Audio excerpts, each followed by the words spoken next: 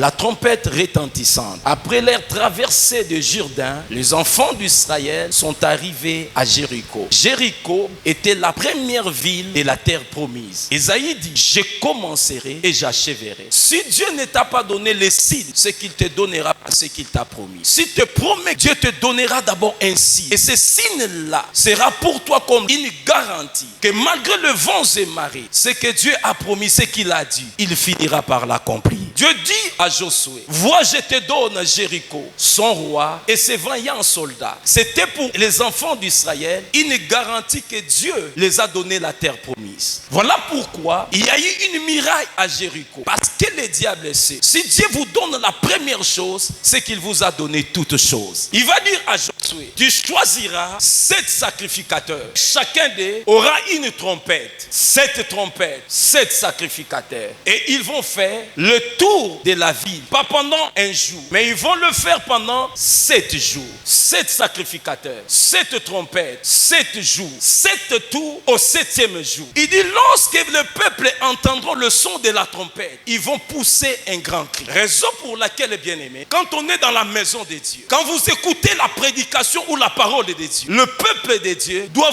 toujours pousser des cris. En poussant des cris comme Amen, Alléluia, Hosanna. Les cris que vous poussez au son de la trompette, c'est ce qui fait renverser le mirail.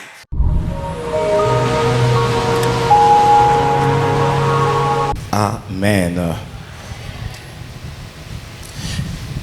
Bien-aimés, et avant de commencer ma prédication ce matin, j'aimerais d'abord rendre hommage à l'ange de la maison, hommage à un père de génération, hommage à un général du royaume de Dieu, rendre hommage à un apôtre. Merci infiniment. J'aimerais aussi, bien-aimé, te rendre hommage. Merci pour ta présence ce matin. Si tu n'étais pas là, ce culte n'aura pas son sens. Mais parce que tu es là, bien-aimé, voilà pourquoi nous pouvons tenir ce culte. Est-ce que tu peux acclamer pour vous-même ce matin? Vous êtes un héros. Malgré la pluie, tu as fait violence d'être dans la maison de Dieu. Bien-aimé, c'est parce que tu as un rendez-vous avec un miracle ce matin. Donne-moi un amen bien. Nous avons lu dans Josué chapitre 6, verset 1er jusqu'au verset 5. J'aimerais aussi lire le verset 17. Si vous êtes avec moi, nous allons lire le verset 17. La Bible dit, la ville sera dévouée à l'Éternel par interdit. Elle et tout ce qui s'y trouve, mais on laissera la vie à Rahab, la prostituée, et à tous ceux qui seront avec elle dans la maison, parce qu'elle a caché les messagers que nous avions envoyés. Bien-aimés, le thème de ce matin est intitulé « La trompette retentit ». J'aimerais que nous puissions partager la parole de Dieu pendant 30 minutes et le 15 minutes, nous allons prier ensemble. J'aime la prière et je crois que, bien aimé, vous aimez aussi la prière. Donnez-moi un amen bien. La trompette retentissante. Bien aimé, dans Josué chapitre 6, verset 1er, après la mort de Moïse, après 40 ans passés dans le désert, après leur traversée de Jourdain, les enfants d'Israël sont arrivés à Jéricho. Jéricho était la première ville de la terre promise. Et comme elle était la première ville de la terre promise, Jéricho était le prémisse. Et comme prémisse, bien-aimé, pour les Juifs, si Dieu vous donne les prémices, c'est qu'il vous a donné la moisson aussi. Si Dieu ne vous donne pas les prémices, il ne faut pas attendre à la moisson. Raison pour laquelle quand vous lisez la Bible, il y a toujours deux pluies. Il y a la pluie de l'avant-saison et il y a la pluie de la dernière saison. Tu ne peux pas avoir la pluie de la dernière saison si tu n'as pas réussi la pluie de la première saison. La pluie de la première saison, c'est ce que nous appelons les prémices. Dis-moi plus fort, le prémisse. Le prémisse, c'est la loi de première chose. Le prémisse, bien-aimé, c'est un gage ou une garantie qui te permet d'être rassuré que ce que l'Éternel a dit, il l'accomplira, il le fera. Ésaïe dit, je commencerai et j'achèverai. Dieu commence toujours par les prémices. Si Dieu ne t'a pas donné les signes, c'est qu'il te donnera ce qu'il t'a promis. S'il te promet quelque chose, Dieu te donnera d'abord un signe.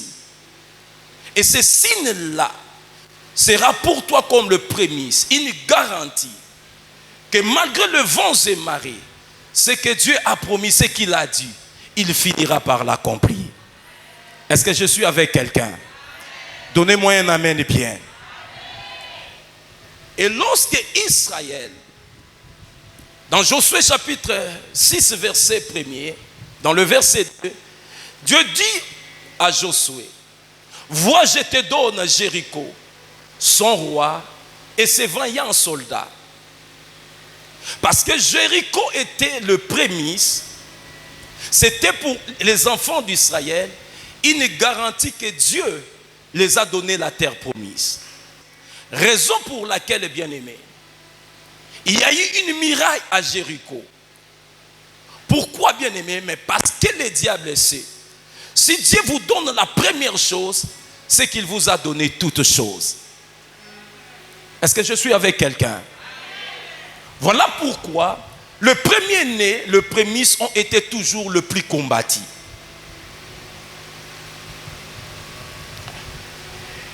Le véritable Jéricho, c'est le Seigneur Jésus-Christ. Jésus-Christ est le prémisse de Dieu. Et parce que Dieu nous a donné son premier-né, le prémisse, c'est que Dieu nous a tout donné. Celui qui a Jésus-Christ, il a la vie. Il a la victoire. Il a la délivrance. Il a le miracle. Il a tout ce qui... Oh, on dirait je suis seul. Est-ce que je parle à quelqu'un ce matin? Posséder les prémices, c'est posséder tout et posséder les restes. Dis à ton voisin, je possède les prémices. Est-ce que tu peux le dire plus fort? Dis à ton voisin, je possède les prémices. Josué et les enfants d'Israël, ils arrivent à Jéricho. Ils sont arrivés à Jéricho, mais sans posséder Jéricho. Bien-aimé dans le Seigneur, tu peux arriver au lieu de votre bénédiction sans posséder votre bénédiction. Est-ce qu'il y a quelqu'un qui me comprend? Tu peux arriver, bien-aimé, au lieu de votre victoire sans posséder votre victoire. Josué est arrivé à Jéricho, mais sans posséder Jéricho. Alors l'Éternel lui apparut et dit, il y a une muraille devant vous. Vous n'avez ni arme, vous n'avez ni quoi que ce soit pour renverser Jéricho. Alors Dieu va leur donner une formule surnaturelle pour posséder la ville de Jéricho. Il va dire à Josué, tu choisiras 7 sacrificateurs. 7 sacrificateurs. Et chacun d'eux aura une trompette. 7 trompettes. 7 sacrificateurs. Il dit, les sacrificateurs seront devant l'arche de Dieu. Et ils vont faire le tour de la ville. Pas pendant un jour, mais ils vont le faire pendant 7 jours. Nous voyons la répétition de chiffre 7. 7 sacrificateurs, 7 trompettes, 7 jours. Et ils vont faire aussi 7 tours au 7e jour. Et après quoi, vous allez sonner le trompette. Et lorsque vous sonnerez le trompette, la Bible dit, le peuple va pousser un grand cri. Et la muraille de Jéricho va s'écrouler. Bien-aimés, qui sont les sacrificateurs? Qui est un sacrificateur? Un sacrificateur, c'est un ministre de Dieu. C'est celui qui offre les aliments de l'Éternel. C'est celui qui prêche la parole de Dieu. Je suis dans Éphésiens chapitre 4. Il a fait les dons aux hommes, les uns pasteurs, les docteurs, les évangélistes, les prophètes et les apôtres. Ces 5 ministères-là constituent ce que nous appelons les sacrificateurs. Est-ce que quelqu'un est avec moi? Mais ce 7 sacrificateurs, ils n'étaient pas le main vide. Chacun avait une trompette. Or, dans la Bible, une trompette, c'est la prédication de la parole. D'après 1 Corinthiens, chapitre 14, versets 8 à 9. Pendant que je suis en train de prêcher, en prophétie, c'est que je suis en train de sonner la trompette. Est-ce qu'il y a quelqu'un qui m'entend? C'est que je suis en train de sonner la trompette. Écoutez maintenant. Il dit, lorsque le peuple entendra le son de la trompette, ils vont pousser un grand cri. Raison pour laquelle, bien-aimés, quand on est dans la maison de Dieu, quand vous écoutez la prédication ou la parole de Dieu, le peuple de Dieu doit toujours pousser des cris. En poussant des cris comme Amen, Alléluia, Hosanna. Les cris que vous poussez au son de la trompette, c'est ce qui fait renverser le mirail. Raison pour laquelle tu ne peux pas venir dans l'église et fermer ta bouche. Lorsque tu fermes ta bouche, tu fermes la porte de ta victoire. Donc, lorsque Dieu dit à son peuple, lorsque vous entendrez le son de la trompette, le peuple doit pousser des cris. Cela veut dire, lorsque vous écoutez la parole de Dieu, la parole de Dieu doit vous bouger. La parole de Dieu doit vous pousser à dire Amen, à dire Alléluia. Peu importe votre titre, peu importe votre rang, mais quand vous écoutez la trompette, le peuple d'Israël poussait des cris de joie. Et Dieu dit ceci, lorsque vous pousserez ces cris, quelque chose va s'opérer. Et qu'est-ce qui va s'opérer? La Bible dit la muraille de Jéricho va tomber. Aïe, aïe, aïe, aïe. Ah, là, là, là. Pas lorsque ton voisin va crier, mais lorsque toi, tu vas crier. C'est alors que votre muraille va s'écrouler ce matin. Oh, je vois une maman se lever et crier Amen. Je vois un papa se lever et crier Amen. Je vois une muraille en train de s'écrouler ce matin. Quand tu me donnes un Amen, que la muraille de la loi de ta famille tombe. Parce qu'aujourd'hui c'est votre jour. Que personne ne puisse te dire tais-toi. On a voulu faire taire Bartimée. On a dit tais-toi. Mais Bartimée, il ne s'est pas tué. La Bible déclare, il a crié encore plus fort. Si tu cries encore plus fort, que votre sorcellerie de la famille tombe. Bien-aimés, écoutez. Ils n'ont pas sonné la trompette le premier jour. Ils n'ont pas sonné la trompette le deuxième jour. Ils n'ont pas sonné la trompette le troisième jour. Ils n'ont pas sonné la trompette le quatrième jour. Ils n'ont pas sonné la trompette le cinquième jour. Ils n'ont pas sonné la trompette le sixième jour. Dis à ton voisin le septième jour. Dis à ton voisin le septième jour. Le septième jour n'est pas demain. Le septième jour c'est aujourd'hui. Quelqu'un ne me comprend pas. Ton septième jour c'est aujourd'hui. Il y a ceux qui reportent leur miracle. Il y a ceux qui attendent que Nzamba Kosala. Bien aimé, mais la Bible dit, depuis le temps de Jean-Baptiste jusqu'à présent, le royaume des cieux est forcé. Et ce sont les violents qui s'en emparent. Voilà pourquoi Naaman Naaman le lépreux, il est venu en Israël. Il a quitté son pays, la Syrie. Il est venu en Israël parce qu'il a entendu qu'en Israël, il y a un Dieu. Lorsqu'il arrive, il trouve Élisée. Élisée ne le rencontre pas. Élisée lui dit, fallait dire à Naaman d'aller, de prendre la direction de Jourdain. Voilà pourquoi Josué, avant de posséder Jéricho, il devait d'abord traverser le Jourdain. Après avoir traversé le Jourdain, raison pour laquelle, avant que Naaman puisse être guéri, Naaman aussi devait se jeter dans le Jourdain. Mon Dieu. Et regarde, la Bible dit, Élisée lui dit, allez dire à ce général de se jeter dans la parole, de se jeter dans les Jourdains. Il ne va pas se jeter une fois. Il ne va pas se jeter 5 fois. Il ne va pas se jeter 6 fois. Mais il va se jeter 7 fois. Lorsqu'il va se jeter 7 fois, alors Naaman sera guéri. Je suis venu annoncer à quelqu'un, aujourd'hui c'est le jour de ta guérison. Aujourd'hui c'est le jour de ton miracle. Aujourd'hui tu ne sortiras pas tel que tu es venu. Tu me donnes un puissant, mais que Dieu te guérisse.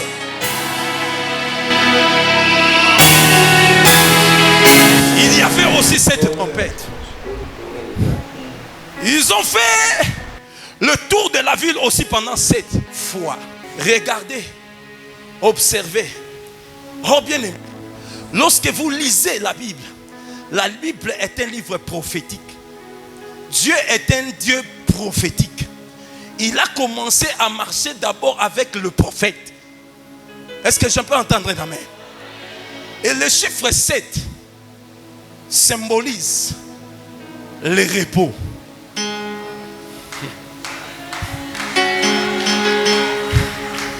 Israël devait travailler pendant 6 jours.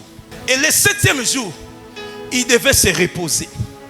Le 6 jours du travail, c'est le temps de la loi. Quelqu'un ne comprend pas. Les 6 jours du travail, c'est le temps de la loi. La loi était un fardeau pour le peuple. Mais le 7e jour, le sabbat de Dieu, Dieu dit le 7e jour, même les esclaves, ils vont se reposer. Même les esclaves, ils vont se reposer. Même vos animaux, ils vont se reposer. Parce que c'est un jour de repos. Oh, le repos dans la Bible, c'est le temps de la grâce.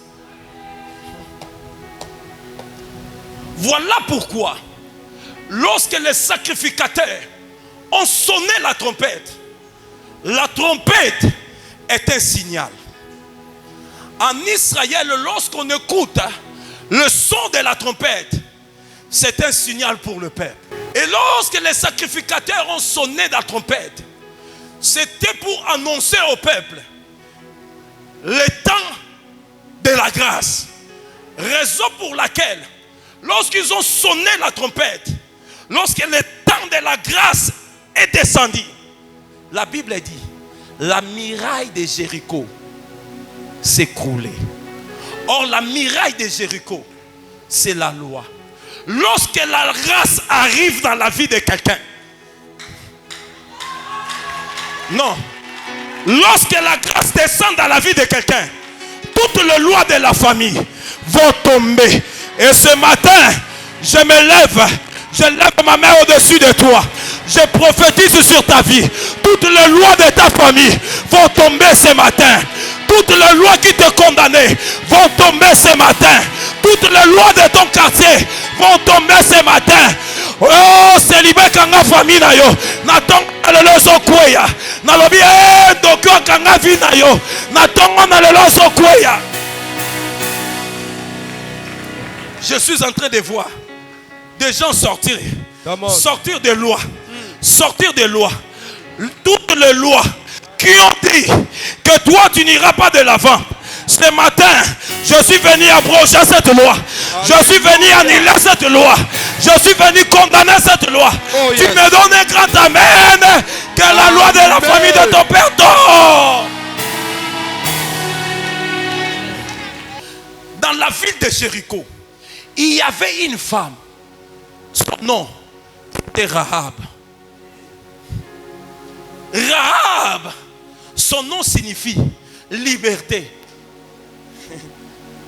Mais cependant, cette femme habitait Jéricho. Or, dans Josué chapitre 6, verset 1er, la Bible dit Jéricho était fermé et barricadé. Personne ne sortait, personne n'entrait. Cette fille, dont le nom signifie liberté, elle n'était pas en liberté. Pourquoi? Parce qu'elle était en Jéricho. Bien aimé, certains d'entre nous, leur nom veut dire le bonheur, leur nom veut dire la prospérité. Mais cependant, parce que tu es né dans une famille qui s'appelle Jéricho, parce que tu habites dans un quartier qui s'appelle Jéricho, tout est fermé, tout est bloqué. Mais ce matin, je suis venu comme Josué. Aïe, aïe, aïe, aïe, aïe. Tu ne m'entends pas. Je suis venu comme Josué. Je suis venu à ta recherche. Parce que ce matin, tu dois sortir. Je dis tu dois sortir.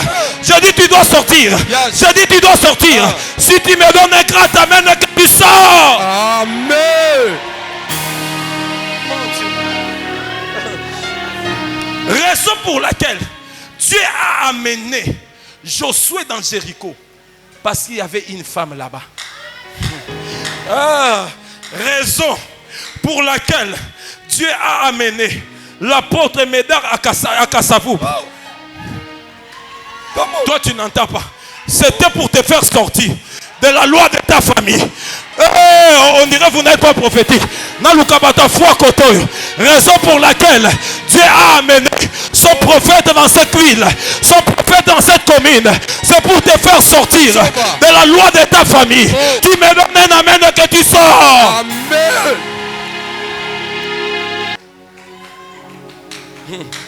Je suis venu sonner la trompette de Dieu. Je suis venu t'annoncer que tu sortiras, que tu sortiras, que tu sortiras. Lorsque la trompette a sonné, la Bible dit, la muraille s'écroula et Rahab sortit.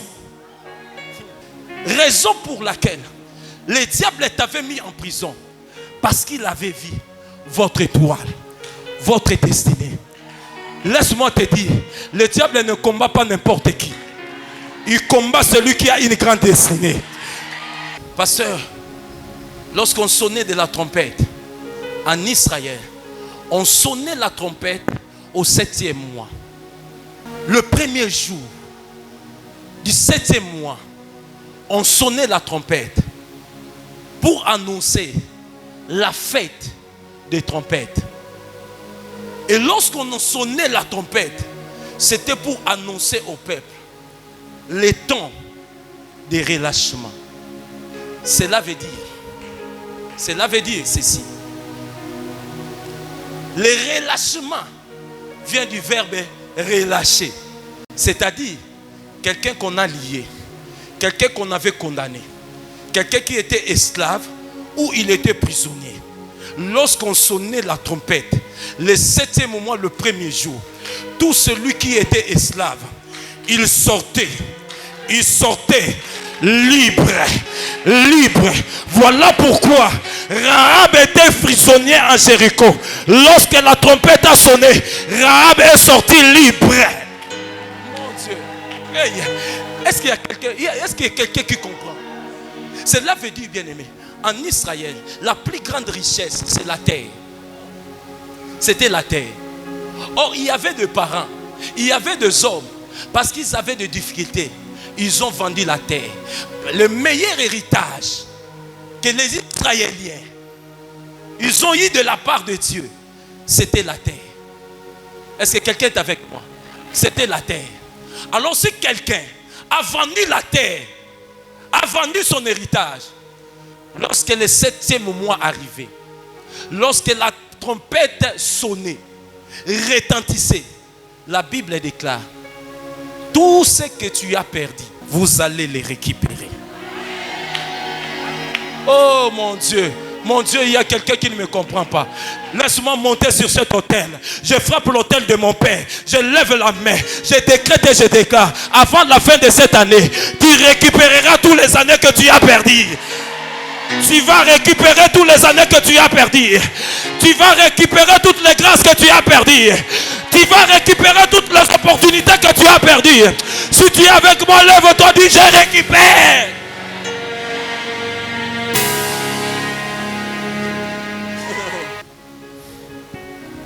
Dans le livre de Luc, chapitre 13, verset 11, il y avait une femme, la Bible dit, elle était courbée pendant 18 ans. Cette femme-là priait dans une église, dans une synagogue. Mais pendant 18 ans, elle venait à l'église sans être guérie. Courbée. Elle ne pouvait pas se redresser. Elle ne pouvait pas relever la tête. Pas pendant une année, mais pendant 18 ans. La Bible déclare, en Israël, tout le monde venait aux synagogues pour recevoir le miracle du premier jour jusqu'au 6e. Le 7e jour, d'après la loi, on ne méritait pas recevoir un miracle. Mais la Bible déclare, cette femme-là est venue dans les synagogues, pas le premier jour, pas le 5e jour, pas le 6e jour. Mais cette femme-là est venue dans les synagogues le 7e jour. Et lorsqu'elle arrive le 7e jour, elle va rencontrer la trompette vivante, Jésus-Christ de Nazareth. Oh, on dirait que quelqu'un ne me comprend pas. Elle va rencontrer Jésus-Christ, la trompette vivante. Quand elle rencontre Jésus, Jésus le regarde. Il dit, ma fille, tu es guérie. Ma fille, tu es guérie. Je suis venu dire à quelqu'un ce matin, tu ne sortiras pas avec cette maladie. Bible Zoloba, cette femme se redressa. Elle était comme ça. En entrant, elle est sortie comme ça. En sortant, je suis venu dire à quelqu'un, tu es entré ce matin comme ça. Tu sortiras ici comme ça. Et lorsque cette femme s'est redressée, Nasilisi Aou, Bible Zoloba, le chef de synagogue est venu. Il est énervé. Il est fâché. Et il va dire à la femme, il y a 6 jours, tu ne pouvais pas venir pour chercher le miracle. Or, cette femme est venue pendant 6 jours. Elle n'avait pas reçu le miracle. Raison pour laquelle, lorsque tu viens à l'église, il ne faut pas écouter quelqu'un. Il ne faut pas suivre quelqu'un. Est-ce que je parle à une maman ici? Il ne faut pas suivre quelqu'un. Est-ce que je parle à quelqu'un? Et la Bible déclare, le chef de synagogue est fâché. Et pendant que je priais ce matin, Dieu était en train de me dire, va dire à mon peuple, ce que je vais faire dans leur vie, ce que je vais opérer avant la fin de cette année, ce que je vais opérer avant la fin du mois de mai, ce que je vais faire dans leur vie, le miracle que je vais faire, ça va énerver leurs ennemis. Motongo nira yo kinga ite nazo sa motomoko oyo nzamba ko salela yo e osepelisa banguna na yo te e opesa bango kanda te na lobi opesa bango kanda nazo mona ndenge noko nazo silika ndenge zo mona libala na yo nazo mona ndenge mama moko azo silika ndenge zo mona elevation na yo. Tu me donnes un amen.